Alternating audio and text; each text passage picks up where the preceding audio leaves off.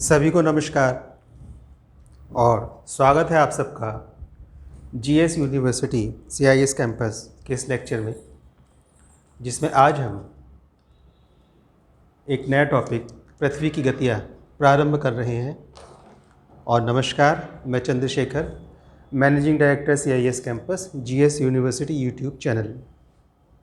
आज जो हम टॉपिक ज्योग्राफी का स्टार्ट करने वाले हैं, भूगोल का, उसका नाम है पृथ्वी की गतियाँ। पृथ्वी की गतियाँ, मोशन ऑफ द अर्थ। और इसमें हमारे पास पृथ्वी की गतियों में पृथ्वी की दो प्रकार की गति हैं। पहली है घूर्णन, इसको बोलते हैं इंग्लिश में रोटेशन, एवं दूसरी है परिक्रमा।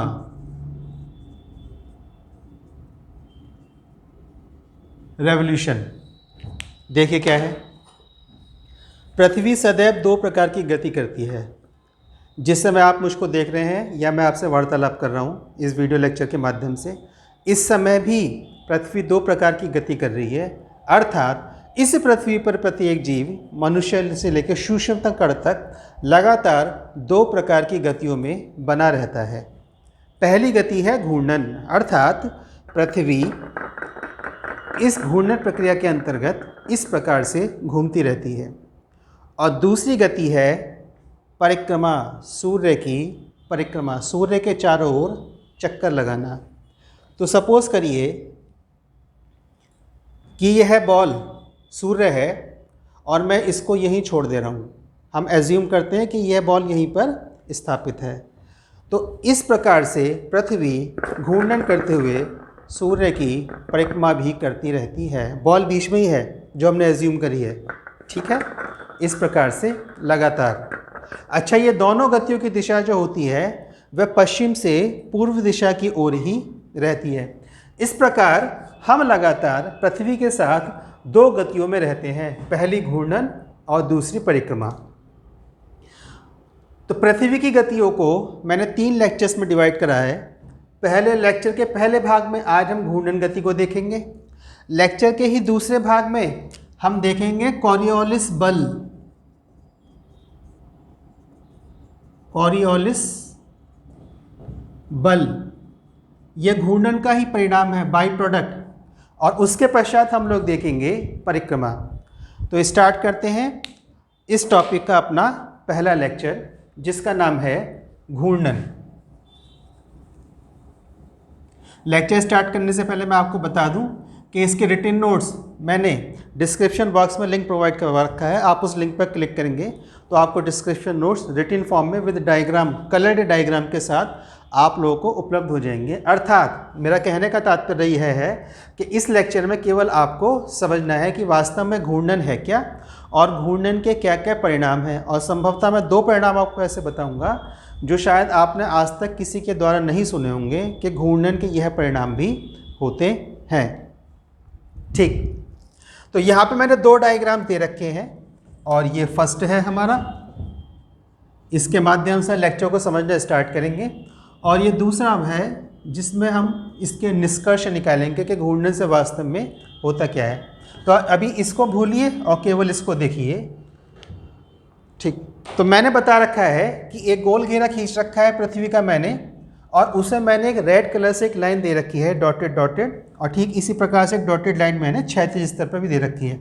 तो ये वर्टिकल है, ऊर्ध्वाधर, और ये क्षैतिज है। और हम जानते हैं कि यह हमारी विषुवत रेखा है। ठीक, पृथ्वी के ठीक मध्य में एक रेखा खींची गई है परिधि के रूप में, काल्पनिक रेखा है। ये रेड कलर की डॉटेड लाइन मैं आपको पिछले लेक्चर में बता चुका हूँ। इसे हम बोलते हैं विषुवत रेखा। और पृथ्वी के ही ठीक मध्य से, उसके केंद्र से होते हुए, इधर ऊपर से सतह से नहीं, ठीक मध्य से, जैसे कि इसमें एक रॉड सरिया पड़ा हुआ है, ठीक एक ही प्रकार से काल्पनिक रेखा भी खींची गई है जिसको हम बोलते हैं अक्ष। केवल इस वाले शब्द पर ध्यान देना है, अक्ष। अब आपने जब भी पृथ्वी को देखा होगा, कहीं भी पृथ्वी का ग्लोबल मिनिएचर मॉडल देखा होगा, तो आपने सदैव इसको ऐसे झुका हुआ देखा होगा। आपने जहाँ भी पृथ्वी का मॉडल देखा होगा वो आपको सदैव झुकी हुई ही मिली हुई होगी। कहीं भी पृथ्वी आपको ठीक इस प्रकार से नहीं मिलती है। इसका मूल कारण क्या है कि पृथ्वी वास्तव में झुकी हुई है। अच्छा, यह है काल्पनिक नहीं है, यह वाली रेखा भी काल्पनिक है और अक्ष रेखा भी काल्पनिक है, लेकिन पृथ्वी काल्पनिक रूप से झुकी हुई नहीं है, पृथ्वी वास्तविक या भौतिक रूप से झुकी हुई है। ठीक है, तो पहले हम जानते हैं कि अक्ष क्या होता है। तो हम बता चुके हैं पिछले लेक्चर में कि वह काल्पनिक रेखा जो कि पृथ्वी के केंद्र से होते हुए, जो पृथ्वी के अंदर का केंद्र है, पृथ्वी के केंद्र से होते हुए पृथ्वी के उत्तरी ध्रुव और दक्षिणी ध्रुव को आपस में जोड़ती है, हम उसे अक्ष कहते हैं। अब यदि पृथ्वी झुकी हुई नहीं होती तो वास्तव में यही स्थिति रहती, अक्ष एक सीधी रेखा होती और विषुवत रेखा भी ठीक इस प्रकार से होती। लेकिन क्या है, पृथ्वी झुकी हुई है, इसलिए इस डॉटेड लाइन को मैंने लिखा आदर्श अक्ष स्थिति। यदि पृथ्वी झुकी हुई नहीं होती तो वास्तव में अक्ष ऐसा होता। लेकिन क्या है, पृथ्वी झुकी हुई है और किधर झुकी हुई है, पश्चिम दिशा में, पश्चिम दिशा। केवल समझने की आवश्यकता है, लिखने की कोई आवश्यकता नहीं है। हाँ, जो आपको पॉइंट्स लगता है ये स्पेसिफिक पॉइंट है, मुझे उसको नोट करना चाहिए, आप उसको नोट कर सकते हैं, अन्यथा केवल लेक्चर को समझिए। रिटन कलर नोट्स आपको लिंक के माध्यम से प्रोवाइड हो रहे हैं। सर्व शिक्षा अभियान के अंतर्गत एक निःशुल्क सर्व शिक्षा अभियान हम लोग स्टार्ट कर रहे हैं। तो पृथ्वी झुकी हुई है पश्चिम दिशा में, कितनी झुकी हुई है, तो उसने यहाँ से कोण बनाया 23.5 डिग्री। 23.5 डिग्री झुकाव का कोण पश्चिम दिशा में बनाया। इसलिए बोलते हैं कि अक्ष का झुकाव का मान कितना है, तो 23.5 डिग्री पश्चिम की ओर है। अगर वो दिशा मेंशन नहीं करता तो आपको बता देना है कि अक्ष का झुकाव 23.5 डिग्री का है। अब यदि अक्ष का झुकाव 23.5 डिग्री का है, तो यदि हम मानते कि अक्ष झुका हुआ नहीं है तो हम जानते हैं कि ये वाला कोण समकोण होता और ये वाला कोण होता 90 डिग्री का। लेकिन पृथ्वी क्या गई, झुक, तो अब ये वाला कोण कितने का बचा, तो ये वाला कोण बचा 90 डिग्री माइनस 23.5 डिग्री बराबर 66.5 डिग्री। तो इस प्रकार हम कह सकते हैं कि पृथ्वी का जो कक्षीय समतल है उससे पृथ्वी का जो कोण है वह वास्तव में 90 डिग्री का ना होकर 66.5 डिग्री का है। इसलिए कहते हैं कि पृथ्वी की अपनी कक्षा पे कितने डिग्री का झुकाव है, तो पृथ्वी की अपनी कक्षा पे 66.5 डिग्री का झुकाव है। पृथ्वी के अक्ष का झुकाव कितना है, 23.5 डिग्री का झुकाव है। अब बात करते हैं प्रॉपर घूर्णन की। यह हम पिछले लेक्चर्स में भी डिस्कस कर चुके हैं। अगर आपको कोई कन्फ्यूज़न है, कोई नया व्यूअर आ रहा है तो पिछले लेक्चर को कृपया करके देखें, मैंने उसे पूर्ण रूप से यह एक्सप्लेन कर रखा है। अब हम बात करते हैं घूर्णन की। तो घूर्णन एक ऐसी गति जिसके अंतर्गत पृथ्वी अपने अक्ष पर पश्चिम से पूर्व दिशा की ओर घूमती है। घूर्णन एक ऐसी गति जिसके अंतर्गत पृथ्वी अपने अक्ष पर पश्चिम से पूर्व दिशा की ओर घूमती रहती है, उसे हम कहते हैं घूर्णन। पृथ्वी की एक ऐसी गति जिस पर पृथ्वी पश्चिम से पूर्व दिशा की ओर निरंतर अपने अक्ष पर घूमती रहती है, हम उसको घूर्णन गति कहते हैं। तो दिशा कौन सी हो गई, पश्चिम से पूर्व की ओर। ठीक है, अब देखिए, अब इस वाले डायग्राम पे आ जाइए। तो दिशा पश्चिम से पूर्व की ओर। अच्छा, अब मैंने विषुवत रेखा को झुका हुआ दिखाया है क्योंकि यदि पृथ्वी का अक्ष झुकेगा तो उसी अनुपात में विषुवत रेखा भी झुकेगी। और एक एडिशनल पॉइंट मैं आपको बताया था कि मैं अपने लास्ट लेक्चर में बताया था कि विषुवत रेखा जब झुकती है तो जो उसका सबसे न्यूनतम बिंदु होता है झुकाव का दक्षिणी गोलार्ध में, वहाँ से हम सीधी रेखा खींचते हैं और उसको हम बोलते हैं मकर रेखा। इसलिए मकर रेखा का यहाँ पे मान आ जाता है 23.5 डिग्री। और जो उसका उच्चतम बिंदु है उत्तरी गोलार्ध में, वहाँ से भी हम एक सीधी रेखा खींच देते हैं और उसको हम बोलते हैं कर्क रेखा, ट्रॉपिक ऑफ कैंसर। इस प्रकार से रेखाएं खींची गई हैं। इसलिए आपको कर्क रेखा का मान 23.5 उत्तरी गोलार्ध और मकर रेखा का मान 23.5 दक्षिणी गोलार्ध मिलता है। ठीक है, अब मैं इस वाले डायग्राम को इरेज कर दे रहा हूँ। अगर किसी को फोटो लेना हो स्क्रीनशॉट तो वह ले सकते हैं। ठीक, आगे बढ़ते हैं।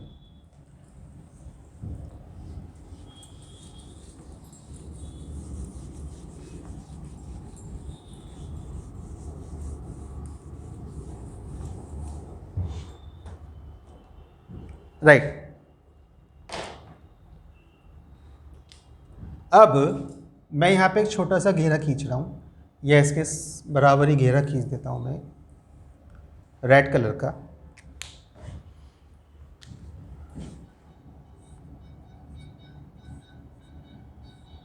और हमने इसको बोला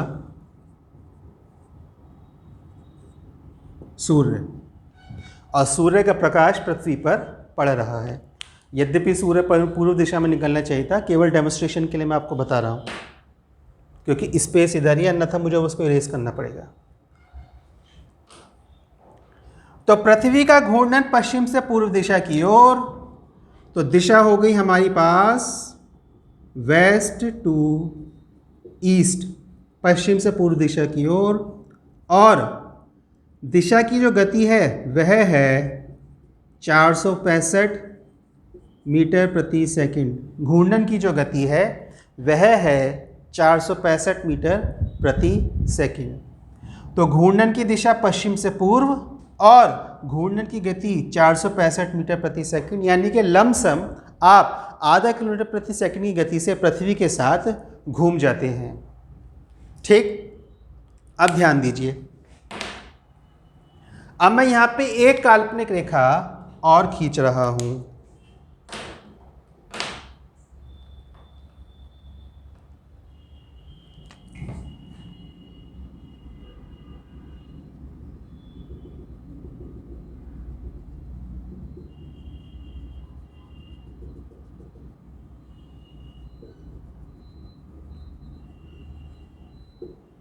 इसको हम बाद में डिस्कस करते हैं कि मैंने क्यों खींची है।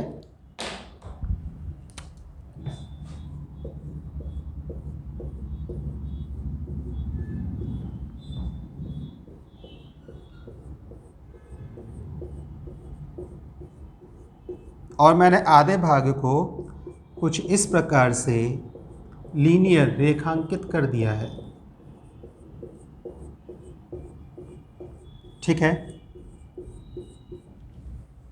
आधा भाग ऐसी छोड़ दिया है। तो रिपीट करते हैं, फिर आगे बढ़ते हैं कि घूर्णन की दिशा पश्चिम से पूर्व दिशा की ओर। घूर्णन पृथ्वी अपने अक्ष पर चारों ओर करती है और घूर्णन की गति है 465 मीटर प्रति सेकंड। और एक घूर्णन की दिशा विषुवत रेखा पर कितनी होती है? 40,075 किलोमीटर, क्योंकि विषुवत रेखा की कुल जो परिधि की, विषुवत रेखा एक परिधि के रूप में पृथ्वी के चारों, और विषुवत रेखा की लंबाई 40,075 किलोमीटर है। अर्थात पृथ्वी एक घूर्णन के माध्यम से विषुवत रेखा पर 24 घंटे में 40,075 किलोमीटर की दूरी तय करती है। ठीक है, अब घूर्णन के अंतर्गत विषुवत रेखा से ध्रुवों की ओर बढ़ते हुए, घूर्णन के अंतर्गत विषुवत रेखा से ध्रुव की ओर बढ़ते हुए दूरी कम होती है। दूरी कम होती है। ठीक है, दूरी कम होती है। और देखिए, यदि पृथ्वी घूर्णन के अंतर्गत विषुवत रेखा पर 40,075 किलोमीटर घूमती है, तो उसके साथ ही पृथ्वी ठीक उसी घूर्णन गति के अंतर्गत अपने ध्रुवों पर केवल 0.00008 किलोमीटर घूमती है, अर्थात नगण्य। इसलिए घूर्णन गति के अंतर्गत विषुवत रेखा से ध्रुवों की ओर चलते हुए पृथ्वी की घूर्णन दूरी कम होती चली जाती है, जो कि विषुवत रेखा पर 40,075 किलोमीटर और ध्रुवों पर 8 किलोमीटर रह जाती है। कितनी? 0.000008 किलोमीटर, अर्थात नगण्य, नेग्लिजिबल हो जाती है। राइट। अब देखो क्या हुआ घूर्णन से, और आगे चलते हैं। तो घूर्णन के माध्यम से अब पृथ्वी पर क्या क्या प्रभाव होते हैं? तो पहला प्रभाव दिन और रात, दिन और रात होती है। ठीक है, कैसे? जो पोर्शन घूर्णन करते हुए सूर्य के सामने रहता है वहां पर दिन निकलता है, डे, और जो पोर्शन घूर्णन करते हुए सूर्य के बैक साइड में चला जाता है वहां पे हो जाती है रात। तो दिन और रात पृथ्वी पर घूर्णन का उत्पादन है, न कि परिक्रमा का। पहली बात, तो पृथ्वी पर दिन और रात किस प्रकार से होते हैं? घूर्णन के कारण से होते हैं। हमने सूर्य यहाँ पे रखा था बॉल के माध्यम से, ये सूर्य है, और मैं ठीक इसको यहीं पर एज्यूम, कल्पना के रूप में हम लोग इसको यहीं मान रहे हैं। तो अब सूर्य अपना प्रकाश पृथ्वी पर डाल रहा है, सूर्य आपकी तरफ भी प्रकाश दे रहा है। तो जो पोर्शन अभी पृथ्वी का सूर्य के सामने वहाँ पे दिन है, और जो पोर्शन सूर्य के सामने आता चला जाएगा पश्चिम दिशा की ओर से वहाँ पे दिन निकलेगा, और जो पोर्शन फिर सूर्य के सामने से गमन करके पूर्व दिशा की ओर आगे बढ़ेगा वहाँ पर शाम, और फिर यहाँ पर रात। तो ठीक इस प्रकार से ठीक पोर्शन 180 डिग्री के अंतराल पर सूर्य के सामने वहाँ पे बजे दिन के 12, इसके ठीक विपरीत बैक साइड में रात के 12, यहाँ पर सवेरे के 6 पश्चिम दिशा की ओर, और यहाँ पे पूर्व दिशा पर शाम के 6, सवेरे के 6, शाम के 6, दोपहर के 12 और रात के 12। तो इस प्रकार से घूर्णन के कारण पृथ्वी पर दिन और रात होते हैं। ठीक, एक बात। अब हम जानते हैं कि सूर्य आग का गोला है और सूर्य हमारा एक तारा है। तारे की परिभाषा में बता चुका हूँ, वह खगोलीय पिंड जिसके पास स्वयं की ऊष्मा और प्रकाश है। तो सूर्य के पास दोनों है, ऊष्मा और प्रकाश, इसलिए सूर्य को तारा बोला गया। अब ऊष्मा और प्रकाश है तो सीधी सी बात है सूर्य के पास तापमान होगा। तो यदि पृथ्वी रुकी हुई है, सूर्य यहाँ पर है, तो सूर्य अपना प्रकाश निरंतर इस पर डालेगा, तो ये क्या होगा? तापमान को एब्जॉर्व करेगा, तापमान का अवशोषण करेगा पृथ्वी का यह भाग, और यहाँ पर तापमान बढ़ जाएगा। जबकि इस भाग पर कभी भी तापमान नहीं पड़ना है क्योंकि पृथ्वी घूम ही नहीं रही है, इसलिए यहाँ पर तापमान 0 डिग्री से भी नीचे चला जाएगा। तो घूर्णन के माध्यम से क्या होता है? पृथ्वी पर का जो भाग सूर्य के सामने आता चला जाता है वह गर्म होता चला जाएगा, और जो भाग भी पूर्व दिशा में आगे की ओर बढ़ता चला जाएगा रात की ओर, वहाँ पर तापमान कम होता चला जाएगा। तो हमारे यहाँ सवेरे 6 बजे दिन निकला, तापमान लो था, दोपहर के 6 बजे तापमान और अधिक हुआ, दोपहर के 3 बजे तक तापमान अपनी सर्वोच्च स्थिति में रहता है, और उसके बाद फिर तापमान कम होना प्रारंभ कर देता है। और वहीं जब दोपहर के 12 बजे गर्मियों के दिनों में हम लोग छत पर जाने से परहेज करते हैं, वहीं हम लोग शाम होते छत पे पहुंच जाते हैं। और उसका ठीक विपरीत सर्दियों के समय में हो जाता है, क्योंकि सर्दियों के समय में अब हमें तापमान चाहिए, इसलिए हम दोपहर के 12 बजे छत पे जाते हैं और रात के 12 बजे अपने घरों के अंदर गर्म वस्त्रों के अंदर सो रहे होते हैं। ठीक है, तो पहला हो गया दिन और रात। दूसरा, ताप का, किसके ताप का? सूर्य के ताप का समान वितरण। सूर्य के ताप का समान वितरण। 2 फैक्ट्स साधारण रूप से आपको कोई बता देगा चलता फिरता पृथ्वी पर, और ये भी नहीं बताते, केवल एक कारण बता देते थे, घूर्णन के कारण दिन और रात हो गए। मैं आपको 6 फैक्ट्स देने वाला हूँ घूर्णन के कारण होता क्या है। तो पहला, दिन और रात होते हैं। दूसरा, तापमान का सूर्य के ताप का समान रूप से वितरण होता है, इसी कारण से पृथ्वी पर जीवन की उत्पत्ति रहती है। ठीक, अब आ गया ये, जब हम पृथ्वी की आंतरिक संरचना का टॉपिक करेंगे, विषय लेंगे, तो मैं आपको बताऊंगा कि पृथ्वी कुल 3 लेयर्स में विभाजित है। संकेंद्रित परतें, कॉन्सेंट्रिक लेयर, और उसके अंतर्गत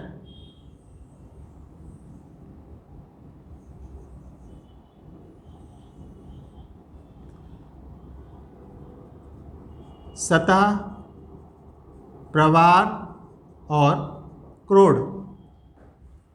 सतह, प्रवार और क्रोड। अब मैं 1 सेकंड के लिए सूर्य को हटा दे रहा हूँ और यहाँ पे हम पृथ्वी का आंतरिक भाग लेते हैं। और इसका नाम है क्रोड। इंग्लिश में बोलते हैं इसको कोर। कोर जो है वो दो भागों में विभाजित है, एक होता है आंतरिक और एक होता है बाह्य। पृथ्वी के घूर्णन के कारण पृथ्वी 3 संकेंद्रित परतों में विभाजित होती है। पृथ्वी के घूर्णन के कारण पृथ्वी 3 संकेंद्रित परतों में कॉन्सेंट्रिक लेयर में डिवाइड हो गई।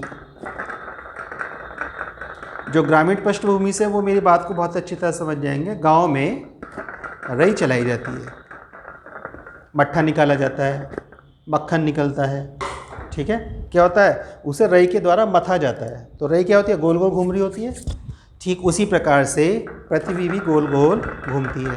अब नई मशीनें आ गई हैं, तो जब दूध के सैंपल टेस्ट होते हैं तो उसे बड़ी तेज़ी से घुमाया जाता है, इलेक्ट्रॉनिक के माध्यम से या मैनुअली हाथ के माध्यम से। तो क्या होता है, जो दूध का भारी पदार्थ होता है बाहर की ओर, जो हल्का पदार्थ होता है वह अंदर की ओर। इस प्रकार से भी बाइफर्केशन, विभाजीकरण हो जाता है उसमें। ठीक इसी प्रकार से जब पृथ्वी घूर्णन करती है तो पृथ्वी भी 3 परतों में विभाजित हो जाती है, कॉन्सेंट्रिक लेयर, सतह, प्रवाह और क्रोड। अब जो क्रोड है ये 2 भागों में विभाजित होता है, बाह्य और आंतरिक। और बाह्य क्रोड से चुंबकीय बल निकलता है,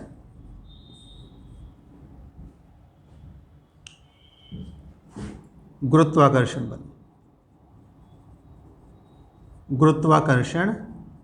बल।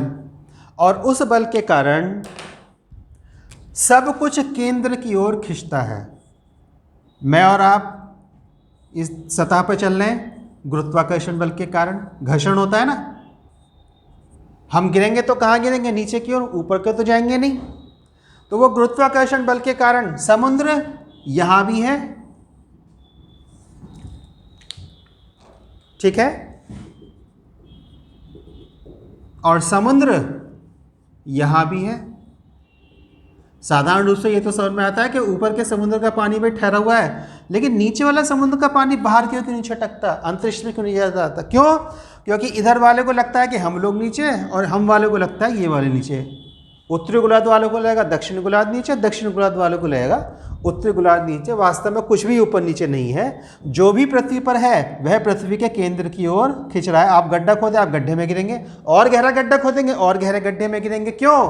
क्योंकि पृथ्वी का गुरुत्वाकर्षण बल सबको अपनी ओर खींचता है। इसी गुरुत्वाकर्षण बल के कारण पृथ्वी पर समुद्र और वातावरण, वायुमंडल, दोनों पृथ्वी के गुरुत्वाकर्षण बल के कारण पृथ्वी से चिपके रहते हैं। और जब ये चिपके रहते हैं तो आप मान के चलिए कि कोई एक बाल्टी है और वह बाल्टी पूर्ण रूप से पानी से भरी हुई है, और जब हम उस बाल्टी को मूव करेंगे तो पानी भी उसके साथ मूव करेगा, और आप देखेंगे पानी अपने स्थान में परिवर्तन करता है। और जैसे हम उसको झटके के साथ रोक देंगे तो पानी छिछल कर बाहर आ जाएगा, अर्थात हमें उसके मोशन के साथ ही रोकना पड़ता है। ठीक उसी प्रकार से तो जब घूर्णन होता है तो घूर्णन के कारण ही पवनें चलती हैं। और भी अन्य कारण हैं, लेकिन मूल रूप से पृथ्वी के घूर्णन के कारण पृथ्वी पर पवनें चलती हैं और समुद्री धाराएं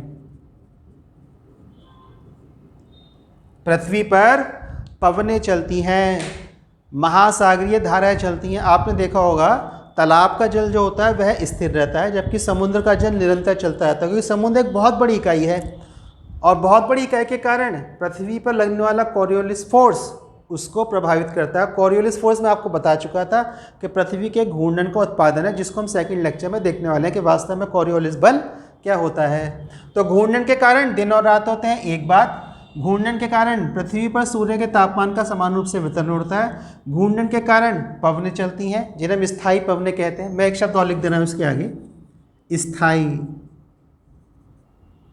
क्योंकि कंफ्यूज करने वाले बहुत मिल जाएंगे।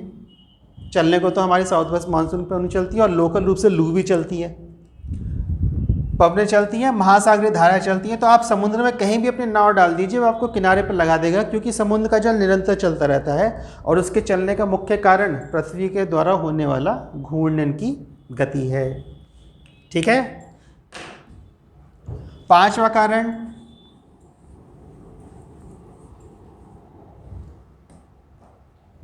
ज्वार भाटा आता है। ज्वार भाटा, इसको हम बोलते हैं टाइड। घूर्णन के कारण पृथ्वी पर ज्वार भाटा आता है, और ज्वार भाटा अपने आप में एक प्रकार की ऊर्जा है। और छठा महत्वपूर्ण कारण, चुंबकीय क्षेत्र बनता है। चुंबकीय क्षेत्र का निर्माण होता है। इसी चुंबकीय क्षेत्र और गुरुत्वाकर्षण बल के कारण ही पृथ्वी पर सारी चीज़ें स्थायी रूप से बनी रहती है। तो घूर्णन के 6 परिणाम, सबसे मूलभूत परिणाम चलता फिरता व्यक्ति बताता है, दिन और रात होते हैं। दिन और रात घूर्णन का परिणाम है। पहला क्वेश्चन, पृथ्वी पर जीवन की उत्पत्ति का मूल कारण ताप को माना गया। ताप का समान रूप से वितरण, अर्थात ताप का ऐसा वितरण जो कि जीवन की उत्पत्ति में सहायक है। किसके कारण होता है? घूर्णन के कारण। के घूर्णन के कारण ही पृथ्वी के प्रत्येक भाग पर समान रूप से तापमान का वितरण होता है। पवनें चलती हैं। मैं पवनों का परिभाषा में बता चुका हूँ, जिसको नहीं पता वो पिछले लेक्चर भी देख सकते हैं। पवन क्या होती है? वायु का ऐसा चरित्र वायु का ऐसा चरित्र जब वायु क्षैतिज स्तर पर अधिक दबाव के क्षेत्र से, अधिक वायु दाब के क्षेत्र से कम वायु दाब के क्षेत्र की एक निश्चित दिशा में चलती है। तो पवनों के पास अपने एक निश्चित दिशा है, पवनों के पास अपने चलने का कारण है। चलती है तो हम उसको पवन कहते हैं। क्षमा चाहता हूँ। फिर बहुत बड़ी बाल्टियां हैं जो पृथ्वी पर पानी से भरी हुई हैं। तो जब पृथ्वी घूमेगी तो बाल्टी का पानी भी उसके साथ अपनी क्रिया करता है। इस कारण से सागरों में या महासागरों में महासागरीय धाराएं चलती हैं। ज्वार भाटा पृथ्वी के घूर्णन का परिणाम है, और पृथ्वी के घूर्णन के परिणाम के कारण मैंने आपको बताया था मंथन होता है, और उस मंथन के परिणाम स्वरूप पृथ्वी जो कि आंतरिक रूप से सजीव इकाई है उस पर चुंबकीय क्षेत्र का निर्माण होता है। तो यह था हमारे घूर्णन के परिणाम। हमने पृथ्वी की गति में अपना पहला भाग देखा, घूर्णन। हम अगले भाग में देखने वाले हैं कि कॉरियोलिस बल क्या होता है, और फिर तीसरे भाग में हम देखेंगे कि परिक्रमा क्या होती है। हमारी पृथ्वी पर जो अलग अलग ऋतुएं आती हैं वह हमारी परिक्रमा का ही परिणाम है। परिक्रमा क्या होती है, हम उसके और भी कुछ महत्वपूर्ण पक्ष देखेंगे। और मैं आपको बताना चाह रहा हूँ कि आपको प्रिंटेड नोट्स लिंक के माध्यम से डिस्क्रिप्शन बॉक्स में प्रोवाइड हो चुके हैं। अगर वीडियो पसंद आता है, लेक्चर पसंद आता है